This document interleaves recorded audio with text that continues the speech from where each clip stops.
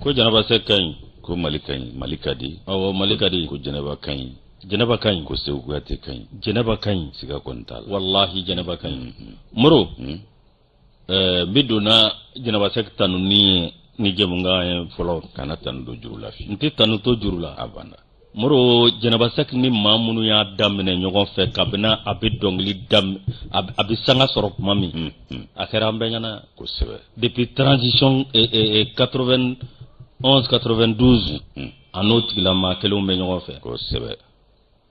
hali bi o kelen dɔw bɛ morceau bɔ u bɛ janaba sek ka dongli laminɛ dɔw b'a bɔ u bɛ t'u ka morceau duman bɔ u bɛ tila ka segin u ni janaba sek bɛ jɛ u bɛ concert kɛ ɲɔgɔn fɛ u bɛ jɛ ka baara kɛ o de ka gɛlɛn artiste ka ko la kosɛbɛ n y'a ye ivoiriyɛnw ka cɛ in fana la Magic System Asalfo u mɔgɔ 4 y'a daminɛ ɲɔgɔn fɛ wallahi hali bi u bɛ ɲɔgɔn fɛ fo bi sɔrɔ m'u fɔ ɲɔgɔn kɔ ayi nata m'u fɔ ɲɔgɔn kɔ ayi diɲɛ tɔgɔ m'u fɔ ɲɔgɔn kɔ ayi mandiya m'u fɔ ɲɔgɔn kɔ ayi wa u ma fili u yɛrɛ ma u ma fili u bɔyɔrɔ n'u bɔkolo ma abana n'o tɛ ala ka da san o san a bɛ jamalajɛ min kɛ Anumabo o tɛ wasabɔ o bɛ wasabɔ festival Anumabo awɔ o fɛn dɔw de don ni min y'a kɛ o bɛ fɔ o awɔ ni min fana m'a kɛ o tɛ fɔ o wallahi awɔ nka bi nka fadenya nin ani classiw ka taa se kɔrɔmatigɛliw réseaux sociaux i b'a dɔn Mali dɔnkilidala ani Mali nafolotigi ko ɲɔgɔn cɛ minɛ u t'a fɛ maa si ka wuli u la aw fana tɛ se ka kɛ o maa ti wuli u la b'u nɔfɛ i ye tɔgɔ sɔrɔ bɔnɛ k'a sanni ka bɔ i nɔ la i ye nafolotigi i n'a bɛ baara la commencera i b'i ko k'i jɛ ka gulogini jɛlen don hali n'a sɔngɔ ma jɛ hali n'i taara sa yugu la hali n'i t'a ka fɛn suɲɛ i ye ko sɔrɔ dɛ ye ko sɔrɔ ko cɛ i bɛ pari sisan dɛ bon ni fadenya jugu ninnu bɛ mun ɲa kun t'a la ko sisan u bɛ taa ɲɔgɔn yɛrɛ ɲɔgɔn tɔgɔ de réseaux sociaux ka baneni faneni bɛ lebu fara de ye ne ma ne aw min kan ka kɛ anw ka misaliw ye ne aw yɛrɛ ye misali wɛrɛ jira anw na hali n'aw yɛrɛ na an bɛ kalaturu la wallahi o de y'a to bɛ min f'i na rappeur denmisɛnnin ninnu m'u ta dogo koyi wa olu yɛrɛ bɛ ka hakili sɔrɔ bi i ta y'a da ye faamuyali baliya de bɛ maa don ko caman na wallahi nka an ka dɔnkilidala denmisɛnnin ninnu kɛn bɛ ka an bɛ an ka embargo ni an ka diɲɛ gɛlɛya ni jamana bɛ ka attaquer la olu bɛ balaw banbali la ala k'an kunnaja u yɛrɛ damaw kan wa fɛn fɛn jɛra gundo min ma a bɛɛ bɛ u b'a bɛɛ walaka ye a bɛɛ bɛ da n bɛɛ da la wallahi k'o da sɛgɛrɛ kɔnɔ ka tiritiba sɛgɛrɛ a banna i ka gundo a banna o y'a sɔrɔ dɔw o de la u b'a fɔ ko sigi diya t'a goya sa farati koyi i farati dɛ farati don dɛ n bɛ min f'i ɲɛna olu bɛ t'u tɔgɔ di minnu ma fana moro ko dɔw fana de bɛ olu bɛ balo réseaux sociaux ka mɔgɔw nɛni na dɔw bɛ olu fana bɛ tɔgɔ sɔrɔ a la de donc a ko in dabila man di quoi bɛɛ n'i balo cogo o de y'a to Bakari Sumano denkɛ wulila k'a bɛ jolidenninw ladiya ani artiste denmisɛnninw ladiya yarɔ ale tun bɛ taa Mande exposition kɛ Mande ka taa Mande exposé fo Djibouti ninnu ni Amérique ni Faransiw la wa waati a tun bɛ wele de ko jeli intellectuel jeli wallahi inspecteur des finances ou bien des impôts de o tuma na Yusu a nin bɛɛ lajɛlen ye fɛnw ye ka taa siw lakunu o tuma na Sofula masa ale ye dugu kura min jɛ anw kɛnɛ ɲɛna Jabaru masa ni tanu ka kan kɛnɛ bɛɛ ka sanga bɛɛ la a ka kɛta bɛɛ fana na an ye masaba in tanu i k'a dɔn Rasulu bɛ wale ɲuman dɔn k'a barikada nɛɛma ni kisi b'a ma ala k'o jidenya ka Yusu an masaw sara t'an bolo anw yɛrɛ tɛ se k'u sara fana o tuma na an bɛ foli ni tanu ni barikada kɛ ka laban ka dugawu k'u ye ala k'u bolo kan siw ji an kɔrɔ ka banakɔrɔw basi ka jidi kɛ lafiyaw la foyi de kan'u tɔɔrɔ tun minnu bɛ tiɲɛ so badabada dali ala ka nɔgɔyaw ye o kumana minnu ye i k'a dɔn k'a fɔ a n'an ka banbaatɔ tɔw bɛɛ lajɛlen ka lahara sɔnsumaw kelen kelenna bɛɛ lajɛlen ye Yusu min ye kanuba jamakulu ye k'anw b'u fɔ k'u barikada an tɛ sɛgɛn olu fana ye sɛgɛnbali ɲinabaliw ye k'u ni maakulun kanu o kadara kɔnɔ an b'u fɔ ka bɛn n'u sigiyɔrɔ cogoya k'u bɛɛ ni ɲankuma bisimila dagalen d'u ye kɛnɛ kan n'o ye kunnafoni kɛnɛ ye o kumana kunnasiri k'u fana b'o kɔnɔ an y'an wasadu fasiri sɛbɛnw na o kɔnɔ kumaw sugandira ni ala ka jɛw na k'u garijɛgɛ ye o ɲɛgɛlɛ jɔko ɲuman ni ɲɛmada ko ɲuman ala ka nɔgɔyaw ye Yusu k'a se k'a dɔn ala se ko ɲuman ala ko nɔgɔya an yɛrɛw ye k'a ma bɛ k'a cari an ka ŋanaw bɛ dibi la suya kɔlɛtigi ni nɛgɛ sujurutigiw ala k'o baara nɔgɔyaw ye ko bɛɛ k'i bisimila Tarawele marhaba wa ni denmisɛnw ka kɛnɛ alhamdulilayi alhamdulilayi an min ka kɛnɛ tɔɔrɔ t'a la gorobinɛ bayi kana digi alibu yalila an min ye Moribo ta ye sɛbɛ la gishe ni fatigi nika kelempe flate la douanière odo mura ngafu akafu muro sedna Umar Keita ale be realisation na ni awkado bisa niko karafe abe awa minyi Vincent Togo abale bolo muro difula sa wo Bakari Jara afari manala ale jolembate eko zertna kede mashi jole detesa mashi jole nde wasanyi nyi soro doro ni muragala binyona abeke mbe soko ni murai bi ko ani pali mura anna blada grindala opma kuna funi folo mbadima yusu ni adi amba mneni barkaye mana minya ndi pana nebsinga dono yikoro ndi pana ta minya ka do nyina kalantaye adola kwa tunduri na katabla October kalo kile sawala akuma kunja yara saw ba kalanta ba fulani fula ani ba fulani sabasa ikado kalantaye kwa kumbulo dara ka bla September kalo kileta ani woro natala ko bike kalantaye o kuma na minya ka do jate bina ni wulika jo ulu kele goroko maire mangutu kunja yara ba fulani mugani fula ani mugani ba fulani mugani saba kwa kalanta uya turundori ni ngata na October kalo kile sabala la kuli na wuli olawo be minye ka do munafoni obora ka bi kunungo alamusado minye kalanso onyama yaso ministry ale koni ka do kafo kuma boka bi ministry kuma boka bi no kala ministry madam Sidibe Dedo Usman aye ka do ni kuma info kunafoni di baro sigi do sefe haka ja minye Fatumata Kande El Kante ale baramne kalande ene panana o ya fasiranye yusu minye ministry ka foye adola ko minye ka do ko jatemno de bike ka do kimelu temenenko nywanda ni kimedi bela jile mana ba san laba kimelu sanwo sa minye kabine moye ulu de bi fara nyonga ani ka do secrétaire généralu ko gata si ka do ka fo mauma be no ulu bela jile bi we kalanta bulu ninga bara o bulu da no e programme munu nyo labe mbawye ulu de be wuli ka joke o kuma ka kala sangura kalanta ko bara o bulu da ano wati ko lu bulu da yusu kalamita wati mina ako bita tabolo mina aninga ni amunu mbisiri ka mi nywanda ni kimeluye ulu kele ko kuja ulu jabi ufana bisega boka beni walanda ere akona na tabolo yechugomi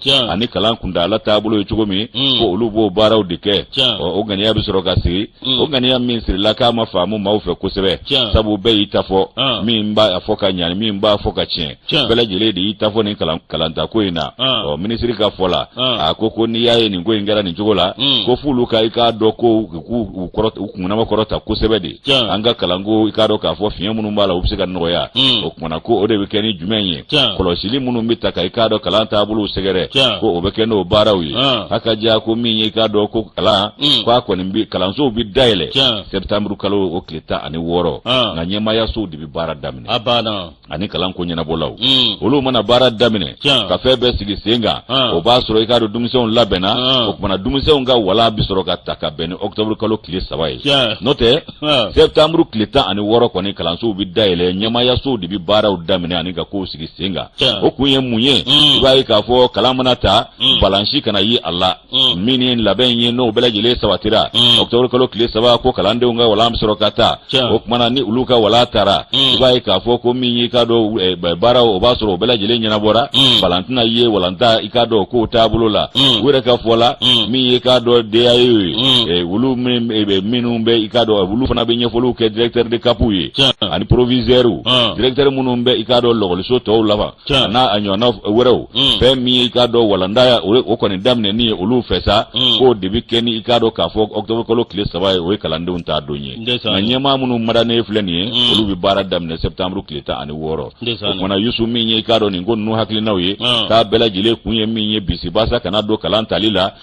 kalande ngana soro ko be nyana bora haka ja bara munu mbulo dara no be ka do kalamso anyama ya so ka bara ko fo ubanyi ni ka do ka fo kala akonya na boje kulufe merew ani akado anyona werew foka tase kalanden somauma ani kalande unga faranyonga je kulumunu mbe foka tase ukafu kwa je kuluba manoe ayeme kulu bela jile ko bi wele ukawule ku chesi kado ni labe umsega sabati chugomina kalanka tani hakilla tige ko kunye jumenye wele kunye kalanzo kono na bimbe yoro mununa ukasega ta olulla sania ka yoro furanku je ka bela yoro bela jile labe yani kalande uluka na kalanzola ko uluka wulika joka nga beoma aywa ku k'u bɛ fɛ sa i k'a dɔn bɛɛ k'i sen don nin baara in na bɛɛ k'i cɛsiri ko dunun galata octobre kalo tile 3 kalan ka ta dɔrɔn an ka taa n'a ye Teshuari awɔ balansi kana yala o kumana ko n'i ye nin bɛɛ ta k'a lajɛ ko hakililakunu olu bi kɛ hakaja ko n'i ye k'a dɔ salanko o ta k'o lajɛ ko maa bɛ se ka fɛn min fɔ ko o walantaw ko a kɛra ko maaw yɛrɛ kun ɲɛna k'a ti kɛ koyi ko nka a sera ka kɛ ka bɛn ni octobre kalo o fɔlen in ye o kumana ko waati minnu na i k'a dɔn o kalan taara fana ko y'a sɔrɔ kalanso caman bɛ yen gɛlɛya tun b'u kɔnɔ sigi la ko nka ka bɔ kɔni misali yera jamana ɲɛmaa n'o y'i k'a dɔn k'a fɔ furancɛ fanga maa ɲɛmaa ye ale ye wuli ka jɔ si bɛɛ lajɛlen kɛ k'o ka kalanso k'u ladilan minnu tiɲɛnen don k'olu dilan ni i k'a dɔn k'a fɔ minnu yɛrɛ tɛ se ka dilan k'olu kɛ kura ye k'a y'o baara minnu daminɛ ko k'u ladilanniw kɛ k'o kɔni baara bɛɛ lajɛlen kɛra k'a ban hali ni samiya bɛɛ senna ko kalan bɛ kɛ ɲina k'a sɔrɔ a ma kɛ ni gasi ye labɛnw kɛra ka bulon ye k'o fana k'i bɔ yen ko bɛɛ lajɛlen bɛ fɔ k'u waleɲuman dɔn jɛngɔmaɲɔgɔn minnu cɛsirilen kalan ko ɲɛnabɔw la ani jɛkulu minnu fana bɛ yen n'olu ka baara ɲɛsinnen don kiimɛli o koɲɛw ɲɛnabɔli ma i b'a ye k'a fɔ ko 2021 ani 2022 san k'o kiimɛli k'a kɛra sababa ye ko foli ni tanu bɛ bila bɛɛ lajɛlen ma Fatumata El Kante faraminɛkalanden don indépendant na nin y'a ka nɔbila ye anw y'a b'u ka bidon indépendant ni y'ale bila indicateur de nouveau m'b'ale ta Pamaga keto min ye aw ka dɔ si senasi AC 2000 min bɛ jɔla yen nɔ i ka dɔn ko a dossier kɔni aw ka dɔn min n'o kɛra min ye a marché dicogo a n'a ko labɛn cogo moro ko fiɲɛ ma y'a la yoroko ma y'a la min ye aw ka dɔn Abdramane Jamundɛnɛ n'ale ka fasiri ye i ka dɔn aw min ye tiɲɛ yɛrɛ la consultant minnu kan ka sugandi min ye a ka lajɛ ko ye aw ka dɔn architecture ani aw ka dɔn technique architecture ti dɔwɛrɛ i ka dɔn a yena moro aw ka dɔn o ɲɛgɛn moro fo ka taa bila aw ka dɔn baara taabolo kan ani aw ka dɔn jateminɛ minnu bɛ k'a la n'o ye contrôle et surveillance des travaux de construction du siège du centre national d'odontostomatologie si Sénat AC 2000 moro o se a shukura jɔtɔ ye awɔ min aw ka dɔn a ko kɔni tiɲɛ yɛrɛ la moro k'a bi ka taa a sira ɲuman fɛ koyi i ka dɔn i ka maa dɔ bɛ yen olu kɔni wuli ka jɔ kɛ k'a jira k'a fɔ aw ka dɔn ŋunuŋunukan na moro ala kisɛ t'u bolo hali u ka jateminɛ t'a la aw ka dɔn ka wuli ka kuma fɔ ten moro i ma sɛgɛsɛgɛ i ma fɛsɛfɛsɛ o de y'a to alu tim nin ka kuma ninnu ne tɛ kisɛ d'a la bi mɔgɔw ta kɛlen don ye hali n tɛ taa kɛnɛ kan n t'a jate n b'a fɛ dɔrɔn ka sin ka tɔgɔ tiɲɛ ta ka nun sɛgɛrɛ miiri dɔrɔn k'a kɛ n'o tɛ ani tiɲɛ tɛ kelen ye tiɲɛ tɛ kelen hali tim bi to lotolibaw kɔnɔ yan cogo di ka Kidali kunkan ko kibaruya ani cɛmancɛ bolo wali correspondant b'ale fana bolo yen a banna sabu correspondant ti ban correspondant fana b'a sago de fɔ fana b'a sago de fɔ moro min ye aw ka dɔn yɔrɔ min filɛ nin n'o ye aw ka dɔn nin yɔrɔ kɔfɛlen ni université odontostomatologie si senasi moro direction générale o kɔni aw ka dɔn o ye journal a ye aw ka dɔn sɛbɛn kɛ ka bila éco numéro 1670 la moro 2022 min ye aw ka dɔn k'a jira k'a fɔ min ye aw ka dɔn an kɔni b'a fɛ aw min ye consultant ye minnu bɛ sɛgɛsɛgɛli kɛ ani ka dɔn ka jateminɛ kɛ ani ka ɲɛgɛn kɛ aw ɲɛda taasira la n'o ye aw ka dɔn architecte ye moro ka taa fara aw minnu bɛ a kɛ technique ma moro aw ka dɔn ani minnu bɛ baara jateminɛ moro aw ka dɔn u y'o kɔrɔfɔbɔ k'a bin min aw ka dɔn a kɔrɔfɔbɔlen k'a bin moro a b'a dogo jamana den ci la baara kɛra i n'a fɔ a ɲininen don cogo min na moro o de kɔnɔna na sa u tun bɛ ka taa ni aw ka dɔn sira jumɛn ye i ka dɔn sira sariya sira fɛ moro aw ka dɔn min ye commission min bɛ yen o bɛ jateminɛ kɛ min ye service technique a bɛ kɛ olu ɲɛna moro aw ka dɔn n'o tɛmɛna ka bɔ yen min ye aw ka dɔn direction générale des marchés publics ani délégation des services publics DGMP moro aw ka dɔn nin ko bɛ kɛ ninnu bɛɛ lajɛlen ka yamaruya kɔnɔ wa a bɛ kɛ olu bɛɛ lajɛlen ɲɛna min ye direction générale des marchés publics moro aw ka dɔn tiɲɛ yɛrɛ la ale aw ni délégation de service public DGMP muro awakado nyerella nunu bela jele ko ni jati mineke wa minyi groupe woro o de bita awakado minyi akobela jele la mi awkabne d'architecture ani bureau d'ingénieur conseil muro awakado oluru ko ni bita na mi hikado nolu tara muro jati mina de bikke mi awakado o jati mina ko nana muro ubena kana awakado ko fese nu ya fese mi awakado pli woro mi no tara awakado jekalo tletan nani sam bafla ani muga ani fla salle de conférence e shi senoti kono muro awakado minyo ulu bela jele be daile abi daile jeya ko nana mi nazaro ko puma awa transparency muro lo temena kaboy mi awakado be barake ni sharia ko nan ubi barake ni jatimina ye muro awakado mamunum be no lu koni awajatimina kera kafo oluka awaseben jeledu min nira uya aseben jeledo minye awkado ngunugunu tako muro maje tako wa be sharia ere konna na koy wa minye uluka bara ni bara bita janfe muro abita kadoma abana nga muro awa minye nyeralla muro awa wiye sere sebe munu vo ebita nolu bela jelenye minye consultant saba worola oko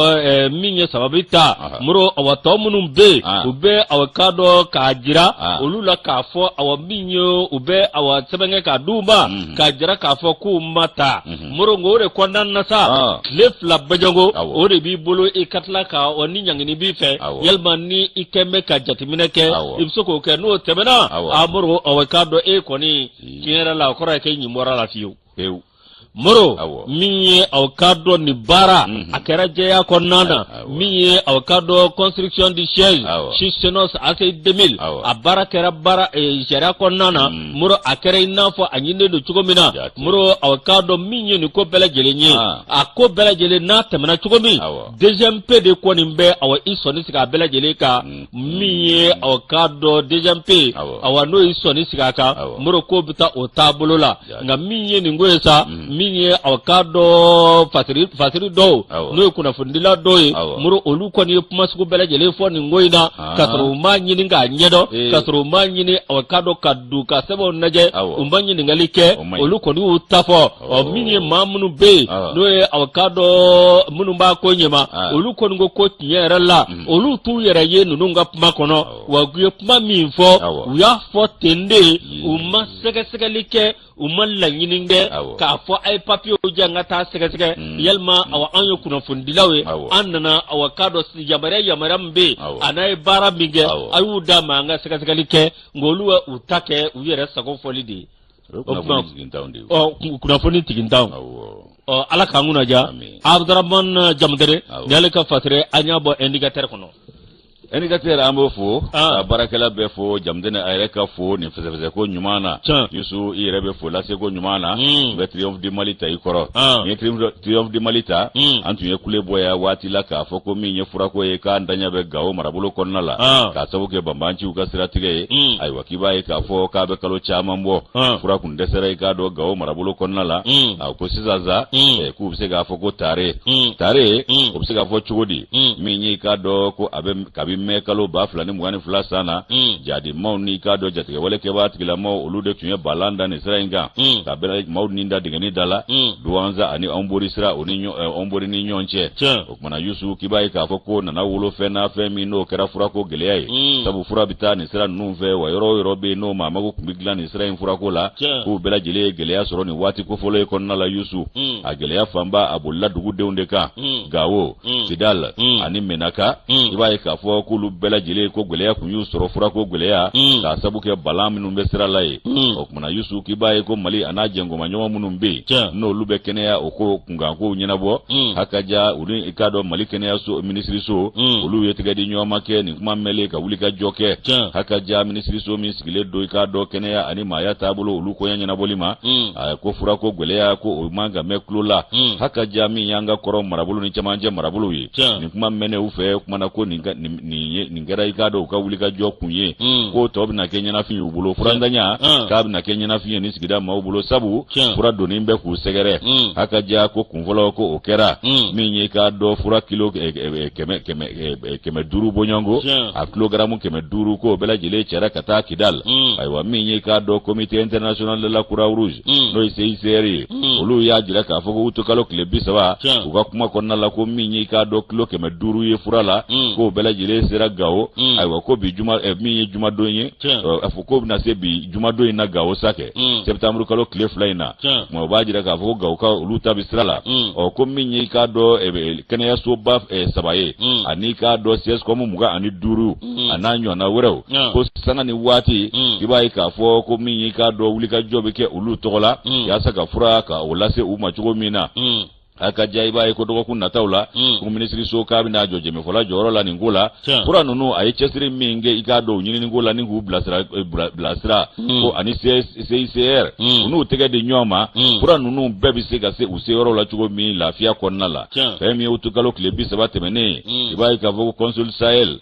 Tribune olu ye i k'a dɔn ɲininkali kɛ CICR maaw la u ye ni kunnafoni de da u tulo kan ko fura minnu filɛ nin ye n'o i k'a dɔn minisiriso a ye wulikajɔ kɛ olu laseli la k'olu bɛ minisiriso dɛmɛ a ka i k'a dɔn nin baara in a kologiriya k'a fanga ka bon u b'o dɛmɛ o baara la fura ninnu ka se u seyɔrɔ la hakililatigɛ kɔnɔna la kɛnɛya ka sabati a dugudenw bolo i n'a fɔ Gawo ani Kidale a ka diya min ye k'a dɔn CICR ye k'ale jɔda bonyana nin fura ninnu laseli ko la kosɛbɛ a ka o CICR ko u jɔda bonyana cogo jumɛn na u ye dɛmɛ don ɲɔgɔnyaba de ta ka minisiriso sɛgɛrɛ nin fura ninnu bɛ se ka se u seyɔrɔ la cogo min na kɛnɛya tigilamaaw k'u ka baara kɛ hakililatigɛ ye a bɛ ta ka minnu fana sɛgɛrɛ olu bɛ se ka u ka kɛnɛya sɔrɔ cogo min na min ye k'a dɔn Antoine ale ye k'a dɔn ko grand chef de délégation CICR o maa ɲɛmaaba don an fɛ yan nɔ ayiwa ko a y'a jira ko CICR u bɛ caman kɛ koyi k'u bɛ minisiriso dɛmɛ kɛnɛya nasira fɛ kabi nin tɛ o kumana ni nin ko masina nana olu bɛ ka i k'a dɔn cɛsiri min kɛ ko CICR man ka to ko o cɛsiri o dɛmɛni fana na ko dɛmɛ in bi gouvernement bɛ ka min kɛ k'a hinɛ ka se u ka jamanadenw ma k'o ye k'a dɔn ko ye ko min n'o ma ka kɛ bolo kɔfɛtɔ fɛn ye CICR fana bolo o kumana u b'u cɛsiri o dɛmɛ na a ka diya nin ye cakɛda ye min bɛ maaya taabolo olu koɲa a cɛsirilen don la kosɛbɛ ayiwa ko min ye k'a dɔn sanga ni waati lapitaniso 3 ale ni k'a dɔn k'a fɔ centre de santé communautaire n'o CICR 25 ye k'u bɛ dɛmɛ ta ka ninnu sɛgɛrɛ o dɛmɛ don ɲɔgɔnya o ma kɔtigɛ wa min ye k'a dɔn lapitaniso ye n'o ye Gawo ani Moti lapitaniso ye n'o ka kɛnɛya yɔrɔ ye ka taa se centre de référence minnu bɛ Kidali ko sanga ni waati i k'a dɔn u ka dɛmɛ bɛ se nin yɔrɔ kofɔlen ninnu ma janko gɛlɛya mana na k'u na fara gouvernement kan i k'a dɔn a hinɛ lase ninnu ma joona parce que jɛkulu ka nɔbila sɛbɛn nin ye an y'a bɔ Triomphe du Mali kɔnɔ u ka bidon boli don Yusu Moro Triomphe du Mali ni y'ale bila awa k'a dɔn an bɛ taa sugu la yanni an ka taa sugu la Moro an ka taa min ye daraka dun commerce la groupe commerce la Ablaye Mayiga Ablaye bɛ sɔrɔ yan Ablaye Mayiga awɔ a bɛ sɔrɔ yan awɔ café kɔni e bɛ noir de ta ou bien e bɛ noir kɛ noir o ye nɔnɔ man cɛkɔrɔba o ye cɛkɔrɔba fɛn ye ne kɔni bɛ libito min Amadu Balakɛ m'a fɔ ko nɔnɔ ye misidenninw ni sagadenninw ta ye a y'o de fɔ a ye groupe commerce Ablaye Mayiga an bɛ taa noir min ale fɛ yen Moro ka taa awa k'a dɔn min ye ale bi doli paran ka t'o ta pharmacie kura verte la Maram Diallo fɛ yen mais o dugu girin de ye o a banna ça c'est les jours galabu Moro ka taa Kayi an ka cɛkɔrɔba an bɛ ɲa Moro an bɛ taa dugawu ɲini an bɛ ɲa k'a ka dugawu kɛ jamana in ye Moro wa n bɛ min f'i ɲɛna jaja ko alamisa o alamisa a bɛ bagan de faga ka dugawu kɛ jamana in ye a n'a denw n'a mɔdenw n'a tulomasama ani sigiɲɔgɔn Kayi a nɔ yelen don koyi wallahi o sarakaw de bɛ ka jaabi a ko Mali y'a bɛɛ da ale ma ngo o saraka ninnu de bɛ ka jaabi Mali ma a ma se dununta ni balatala o bɛɛ k'i se kɛ o ma fɔ wa a banna i y'a kɛ dogo la i y'a kɛ kɛnɛ kan Ala k'a kɛ jamana in ka hinɛ ye a banna Ala k'a k'a ka hɛrɛ ye a ma ɲan Moro monsieur le ministre voilà Labal ɲan Wara ɲan Tijani ɲan Segu ɲan Moro ka n'u bɛɛ lajɛlen fo k'u waleɲuman dɔn. Safe ɲangina bɛɛ tu de bɛ fo. A bɛɛ. An ka taa sugu la o kan. An ka taa sugu la. Muɲu ni sabali. Moro n'a ye maa ma jɛ. Awɔ. E ka latigɛ. Awɔ. Moro diɲɛ haraba. Diɲɛ kundango. Nafa t'a si la. A fɔra ten o ko maa bɛ diɲɛ sokɛba girin ka tila k'a nɔsi taama. Nɔsi taama. Ndesani. ma bitama ka sigi ka ngunuma awo ma bi ngunuma ka sigi ka tama ni be forani no ni walanda nunde wulla haklu na wallahi o kuma yusu munyu sabali janaba ko nyaman sunungwe wallahi aka beka boyka ni ne dabala ne janaba sekla ana korodo de ana korodo malangolonti boata itaye réseaux sociaux kan mandinina itaye njaraki la mawara jata ka blaka foni mawara jata ka tanunga fara ani saballe no abe kan wajulu dongodo alaka sijane kana di janaba sekma wana kongo hine de do wallahi dongili hine be dongila abana alebi na fo mariam ne amadu hine bulu fana ka foli de la ndesani wa o hine reki boy la dilika umba kono wala ndaw bala wajuli bala murabe hakli jige aja sumanula madam Diallo wala moro bi akeme ki i basigi bafoko tikatulu afrodama basigile basigile no abaka so aja reki fari fono kara vie kodi wala ukoko bo tarakala okile amaso de foka kungulo to ya galo bedala ya sa vie ka bala ka banka laban ka fewro ngo jonga sire la de febe fora ubaya wallahi nga kode ko ceremony mne ki bloqué ko fo ato glona amro bujalo ajoro goyi asumano wala fekaje itaya dai mene idogo ke fana kayo kanu zugule te sa dimi be duila gaza abigi ni galike puma be ko koroboro yara ale fana kanga go viege ouais vieux Pape Diallo non vieux de Kayin vieux Kayin aja Kayin nyuma fla de nyonsoro aye mandi de nyuma fla ga nyonsoro ala ga guraja o de la bitongo ko barka fla je de ko tilafu wallahi ala ga guraja moro ni de passage moro abe sebenda aujourd'hui nanya leta moro awaminye apekam moro apekam gon mi kaldo mbolamba moro apekam barakelaw olu koni kalo duru minye awkado nyeralla moro saratu ye foitu ye adobe kungobe yingu fa obsega ke chugodi mena nyefi kalo ka ko yela wozo ko lu fa ay bar wila gabla ay tugula wili we bakar tanwa Ukaptola wele ka blala abanye irulasa l'Assemblée permanente des chambres d'agriculture du Mali APCAM moro bina kabi aka besoin de turbulence la re moro awkado minyi ka sumundera ale ko ni faseri minyi ni yoroko fali moro ni anga Sénégalaw bolo da yoro moro olu jigi ya ni yoro nyi moro aw minyi nyera la hikado kabini wati mina ni ma Quran moro awkado minye samba bartikalo la samba flani muga anikele oti dore awkado sanusi buyasi la moro alena kana bagare tukora honorable moro awkado minye tinyera la bagare tukora fana kumbe yani tokola kana yani ni sanusi nga ale okumbe fin de lao okumbe transition la ale fana ta kunye franje fanga kundo mboro miye awakado sanusi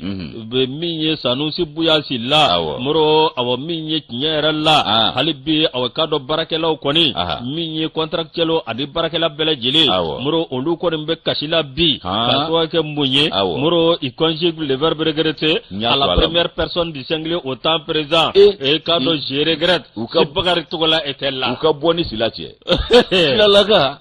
uka lega kodi yang ngonyana bo moro minye awakado kabini wati mina bakare togola be muro luka sarabi ke kanya wa muro awkado laje no bike apeka mina o laje ko ni o bika ke togola nga kabini awkado sanisi boya si lanna na wa muro olu kalo duru flani saratu ye olu kalo duru flani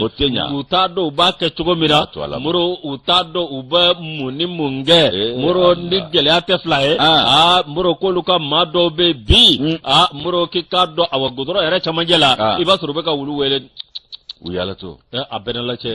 doso buga wele ni dese imine imine iba kitande ko ubali bu yala to iba kun firi o ba suro fedo jigiri kuna yala iba firi ka doso te foiti moro bi awkado tinyera la minye ni ma ko fole yin moro awkado minye mamunu be no lu be barakero la olu ko ni ajira ka fo ko barakero ko ni atulu chalala barakero rete kata ta chula ble minye awkado tinyera la ali salon d'agriculture ani journée des paysans moro awkado ani fami be no bourse au céréales moro ko nunu shi bela jele kumina bwa makoy ala ni yoro atabulu jugufe ala ni gulami be yoro kambi ni partenaire kunte moro awkado ni shikuntike ala ni minye manyema mimbe apeka munguna bi no yes ata dondi moro sanusi ma ni yekole wuluda kana fo agama kana wali ye jege wuluda afogola kala tige do akamine fende minye awkado tinyera la personnel apeka mbi aparakela ulu ko jigila tigele do minye awkado ni ma ko fole mimme ni nyema la moro barakela do ajira ka fo ulu kalo duru flani ulu tekasara lama sangota contractuel munu be dobe abe santa ani duru bo muro olu ya jira ka fo to kabne al olu ye bara damne ko lu gelami mbolu kambi ani awakado yoro memmine ko jugo amina bi muro awakado ko lu mandel ko nywana ye ape kamna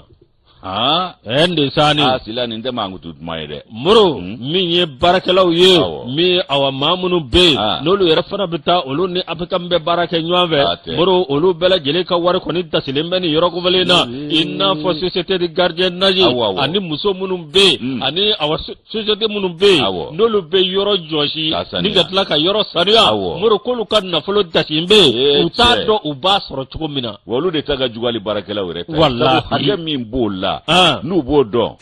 abe kam ti kulongo ko la koy abana ugana kulongo lula de moro dobe ko mana ko awa ko bagare tukula kay kane bato oluye askei ala kanguna ja ni yesu tanunto ya kunye nyina maka e nyumake ni ye makoro tanunti kura membe ode maminafa abana kasum tera nyale ka fasire anya bo sebengono sebe menu ba wolo ko aujourd'hui ça fait cheni nga dongli de bakari soro ala ka hinala ko min vaturata cheni me jiji inza fo min wa ko nite dolomite na kabwanye anana dongli ile maka kale family soro ka fana dongli ile ma dragon ala ka hinala ale de ko ala kan kisi politique taka prema ko politique bani bikite wuli de ko fali bi wuli misi bi wuli so bi mobili yere bi wuli ko nga ko politique taka pre ko dai pre o de bakari soro note apika ma kumba bara don nga politique taka prema inde abana politique ma di bakari dun nga abike chuko nga amadu fana na ni bagare ale fana isra blade anga tien do fo nyoy de note na tun tara amadu gasra fe kololo mi ya soro ni okunta soro de bana on ne politique fle ni ale fana ya dama fe di bara do de do nga imangi balo de glo ala abana no ya nga jamana politique mo no politique bara do de ni da don tanake mali politicien olu be politique ke kono barare ko la ne baba ko olu ta ke jamana ngeta kamare note on ye plati do France contre la ye jong magame politique mo jume makame ay ute kuma wala malika tachi malika dafa da sede mo da sanction ta sabuli ube wuli mankutukela sida o jodo sogale ado nga mali damikari mali la oluti kuma asumu ye munye malikola sogale munye malikola ala na kira ay ulu de kodo note ute maliko koyi ulu de ko uti maliko mali bubula mena koyi politique pour le vent bien mali to lubulo wa abana ni enu sele ya manyi ngale ke munyake abana yusu kado kafo ambo kuma keleka la priorité amba leta la priorité ta seri jara akembe ka fasirike wolo masiri taba binandi kononto kono wara jamana tokola ko ado ko semena denena wa to min sigira ngali to mi ado ko alasan dramani watara ka ko semena denena wa seri jara ganyi ngali do ko wolo masiri taba binandi kononto kono wara jamana tokola wolo munu minene do malilla ya furanje fanga ma nyema ufe o tumana kibai ka fo ko jamana de ngunda me furanje fanga maula kui nga minye ni ngoye ka ay do fara ka dana yaka kanyeshi ka ma nyema ba jango krengerane la minye colonel Asimu Goitaye yusu ko indamine ibai ka fo aforogo wolo masi taba numine na kuma mi kono wari jamana nyema no alasan daramani wataraye nu ko ama ko addo ale baga de damine folo ka fari fanjugu buo ka nyewusu ka dambere buo ka na mali buo adabolo la ko baga ko kale ka wolo masi taba blasisa ko ali wati jante ko sisa ale de mali ado de mali bolo ko ga blasisa minye kado ayo kuma fo o kuma na colonel Asimu Goita ayo fo che minye kado ka fo ale che mi akunsigi ereta ku jango akuma shika che abana kunsigi ta Asibuku abana jango akuma shika che yusu ko ikado Asimu ale ma ikado kala do anyina ka benini kuma yin sabu ale ya do ka fo ko niye mana kanye Alasan Dramani Ouattara da ye mi ko wari jamana nyema ka baga amma fo nya sabu Asimu ma do jate irela amma fo chien Asimu ma do jate la o kuma na ibaye ka fo ko minye Asimu ba jo sengelenga ako aka jamana de tichien anyana matina ke sababu yo ko chien anyana o kuma na ko ale wulika joke ningo no shido ne ko kasoroka no chomi ninga tu do berela ako be ka ake ko la dansago la sharia soso tala be kritikila mo bulo o kuma na dalu ulu be bono yi o kuma na mali ibaye ka fo ko obuka barake o chugo indela femi wolo masi taba bina ni kono wari jamana tola kado kritikila mo bla lo luka boloka olu yudo berela ko manda de depot ibado ubo de la ambe wati mina ko bi o kofesa ibai ka fo ko uye wulika joshi bela jeleke Alasani e fere betige ka mab si bela jelechi dogo ni kene kanda ikado kakabe nyenyini ni ngola nyema sora kola de onata be abala ka dafasa gele ya faraka aka ko tabuluka ko yela ko ni ya ko semene denena wa munu mbe sebe munu ba don munu nga suru sebe na olu ya jira ka fo ko kuma ko Alasani ka efen jaman e fere chaman tige o kuma minye mali lakana ko ani mali ka tabulu yi ay wako akbe fega dangare ola o manye soro abulu o kuma minye ka do am ka ta chugo mina ko president Ouattara aka jongo alafo aka tie fo mawi ko note ka ko biseme denena ala time ka wuli ka jominu na yoke ka be ka do fere ke ka maliko ko dawolo ka bekere ka do fuya bulu falaki amanye soro asila ambe yoro mi ko bisa ibai ka fo ko tie bi malibulo ka teme Alasani ka o de dara keneka wo ko to obi wala manu no mine ne fo ka se bima ibai ka fo ko Alasani Dramani Ouattara ka ma be ama ali doni aya se ko dama yara de ke note nun tunte bi soro ya kui aya se ko dama yara de ke amase ko mana bulo masi taba bina ni konondo olu munu be anve ya ko ibai ka fo ko olu mine ni Alasani ka bone ani sangala machidi ko sabu ko be ni ngoko abeka sira fe minye seri jara ka fola ko ibai ka fo ko o min vle ni ko bebe ka do fo akula sa bebe ki tafo Alasani Dramani Ouattara aywa ko minye ka do ka fo mali franje fanga ma nyema wi olu ko ne be ka barake ta chugo mina ani ga barake ni chugo minye o ba jira ka fo ku ka faso aka yire ma horonya na kuma boli de bu sebema o klote ko rela no te unyete fe rela no vanate muna seri jara ni ale kan nobla sebenya anya sama ka bo ikado la priorité kono yusu ga bidon bolido Moro, la priorité ni obla nebe aujourd'hui anga impôt ni douane na de moro ka dugulante mashila minye aw ka do anga jamana moro ko gele abba min be nyen kono bi o dugulante mashila moro gele u farla nywanga ga benata aw ka do anga manyema munum be no ye directeur général des impôts Mathias Konate ani Amadou Konate moro nu ga gajo abonyana directeur des impôts directeur des douanes directeur général des douanes moro ni malita ka lajebi ka nyere lajebi moro ibado ka fonu no mbe place joro minabi a joro ka do ni kumuloti kandala moro a joro itse ka foi kala nga minye ko mbe senabi moro ka jira ka foko awa minye douane kumemi na do korole ani impôt kumemi la do korole ku te sikaso joku na mama moro ko ote uyera sema ko te moro nyena tabolodo wa wakati na taabolo do moro gɛlɛya min bɛ diɲɛ kɔnɔ bi min ye an bɔra covid-19 la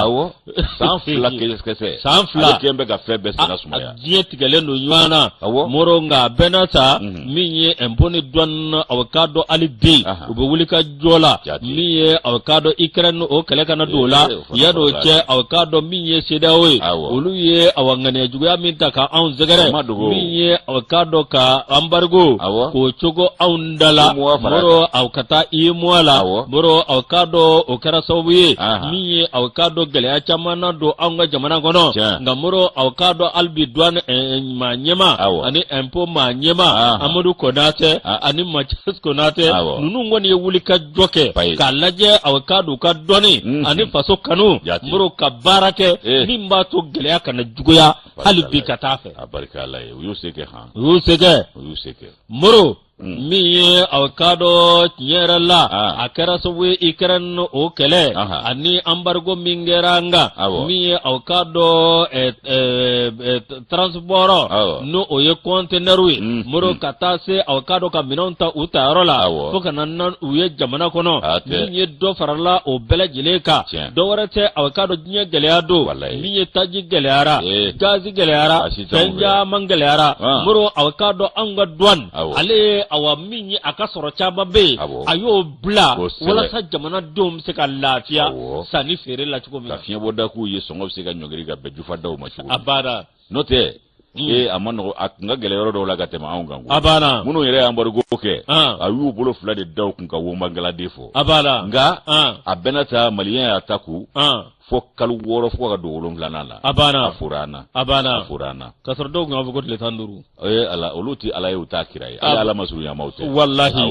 moro min ye aw k'a dɔn nin ko bɛɛ lajɛlen la i bɛ k'a fɔ awa min ye ka taa se an ka wotoro ni sagare ma moro aw k'a dɔn tiɲɛ yɛrɛ la i bɛ k'a fɔ awa min ye maa tɛ ka i ka dɔn ko jagoya pɛnpɛn maa kan moro ni jamana bɛ ka taa cogo dɔ la min ye o kɛra sababu ye min ye aw k'a dɔn ministre Alfuseni Sanu ale ye aw k'a dɔn tiɲɛ yɛrɛ la ni maa fila minnu bɛ yen gɛlɛya min nana ni i k'a dɔn ni ninnu kun tɛ ani cakɛyɔrɔ dɔw moro ɲanguma sɔrɔ jamanadenw ani Mali yɛrɛ bɛ ka womangaladen fɔ. nga moro aw k'a dɔn ninnu maa fila minnu filɛ nin min ye hôtel de finance fo ka taa se aw k'a dɔn min ye tiɲɛ yɛrɛ la impôt aw k'a dɔn a maa ɲɛmaw ma moro olu kɔni ye wulikajɔ sugu bɛɛ lajɛlen kɛ min b'a to aw k'a dɔn jamanadenw gɛlɛya kana kun la cogo ci la jamanadenw ka fɛɛrɛ sugu bɛɛ lajɛlen kɛ hali ni gɛlɛya nana moro i k'a dɔn gɛlɛya an bɛ se k'a latɛmɛ cogo min na o de y'a to aw k'a dɔn ministre Alfuseni Sanu moro tiɲɛ yɛrɛ la an bɛ se k'a fɔ ale ma ko alhamdulilayi. a ka fo. ka sɔrɔ busumbaw fo. ka dugaɲɛw fo. ka maliden bɛɛ fo. ka impôt mɔgɔw fo. ka an jɛkomaɲɔgɔnw ani minnu ye i k'a dɔn a dɔ k'an bɛ gɛlɛya la. k'u kɔnɔ dayɛlɛ an ye. an ka foli bɛ nin bɛɛ ye. n ko Ayidara y'a fɔ de ko kabini Ala ye Mali da k'a ɲɔgɔnna ministre économique bana. wa n'i ye lɛnpo fɔ dɔrɔn. n yɛrɛ dɔgɔkɛ ni n terikɛ bɛ lɛnpo la Kati. Gajaba Sise. dɔnko b'a la dɛ. mura dɔnko b'a la min ye aw k'a dɔn tiɲɛ yɛrɛ la min ye tiɲɛ ministre k'a ye aw k'a dɔn foli ani tani na se ninnu ma moro k'a jurula ko fasodenw don hali bi aw k'a dɔn aw wulikajɔ u bɛ ka o min kɛ walasa jamanadenw olu kana gɛlɛya ye k'a kɛ aw k'a dɔn k'a sɔrɔ ma a kɛ ni gɛlɛyaba ye jamanadenw kan moro aw k'a dɔn tiɲɛ yɛrɛ la ale b'u fo k'u waleɲuman dɔn ale ministre Alfuseni Sanu ale kɔni tɛna tanu to juru la moro ni maa min ye baara kɛ ka ɲa i b'o tanu ka da u ka baara kan dɛ moro a kuma a ye tanuni a ɲɛsin ninnu ma moro k'a jira hali bi u ka wuli ka jɔ kɛ an ka baara kɛ jamana in ye an ka faso in lajɛ moro aw k'a dɔn faso ka ɲɛta an k'o bila hakili la min b'a to aw jamanadenw danaya bɛ se ka tɛmɛ u ɲɛmaw ani jamanadenw ni ɲɔgɔn cɛ cogo min na moro min ye aw k'a dɔn tiɲɛ yɛrɛ la u bɛ ka fɔ kɔsa in na hali aw k'a dɔn dɔnni maaw u ye aw k'a dɔn cocaïne trafic dɔ minɛ n'o tɛmɛna ka bɔ yen o wari bɛ t'i jɔ aw k'a dɔn miliyari 8 na n'o tɛmɛna ka bɔ yen moro aw k'a dɔn min ye minɛni caman fura b'o la min ye aw k'a dɔn min ye sɛ trafiquelenw b'o la ani a da dumunifɛn minnu man ɲi n'u bɛ kɛ sababu ye ka dankari adamaden farikolo la ani ka jamanadenw ka kɛnɛya don ngalama la ko an ga duwan ye ngara da ulu bela jele je ka u tege dauka moro kata bela jele akan ga kechugo mina ka ke o chugula o nyana ko jugo nyoro la sa moro ame jagli fu jagli jakte ka fu ka abla jakte fu ko sebe ka i korake ko mani jara duwan na ko dete kale ma famiya ki min fo kale ma famiya dete ko wa to wado dibi de law ke o bo ke ko got mani jara ko jodo fe ay bo mani jara kun fole do krefe nga ne ma afo nale ka hakil ne ma fo no hakil na ko alaka guraja alaka sayara el haji abiaj dalika fasre anya bo aujourd'hui yusu wati ko ne corona nga mi yi kado ni fana yakuna foni mi ni kado mauka nga bwa kalama mi yi kado ka fo plim libru ale kele do ka fo ko mamunu be no kele do ka balanda anga bengan sebe o la wale yalila no ye accord d'Alger mali e kado ka fo o mi temena ale ni kado kulu marama fentigo ni nyonche o komi nyangili min tun tara kabi kado ka fo wati temena unaka da ma do ka kulu de kele do ka balando ala nu ka keta nu ka haklinawi e ko nyangili ku ya kura ya de abana ma sheki ka do nyangili dara ulu ka fo ka do utukalo klibis tabani kile ba flane mu wan sabasa mu mawfi nuno ye mawye kulu de ka balando ka do accord d'Alger wala wala lilla o mana nations unis ulu ye jatemine ke ka fo ko ye mawye munu nga ka kele do ka balando anga bengan sebe ngula ko ulu ko ni nyangili ku ba la kura ya fo ka ta se ba flane mu wan saba utukalo kile bisabani kilema no ye ka do ka fo Mohamed Ousmane Ag Mohamedun ale ye CNT remaye aywa ni kado ka fo Amadou Aga Ari Asirir ale ni Mahamadou Agiris no fana ho conseil unité la zawad maye kata si kado ka fo Mohamed Ould Matali ale kado RPM député Koroye ani kado Mahir Sidi Hamar Ben Dada nu ko ale mako alias Yoro Ould Dada o fana kado bes nyangilina Mohamed Ben Ahmed Mari nu ko ale mako alias Urugi ale fana bala Yusu ani ku huga aga Usman Husseini ale fana be nyangili ngono kata si kado Ahmed Al Bashar nunu ma sheki ay wa ko Nations Unies nyangili kuraya uka ko utukalo o mugani kile ba flane mugani sabasa ala ka ngona ja anyani mbo ikado plim libru kono moro amanga madama do fo anga Suzanne Sugo madame Berté ka Kara Berté moro numbe New York ubana mesanga ani wati kata se Armand Doumiyama ale fana be New York ka fo ka wala mando ka colonel major Moussa Boye Kulubali kon korake kaka ya famare anu ngo atekwala ka flana ngo fo nga doye ne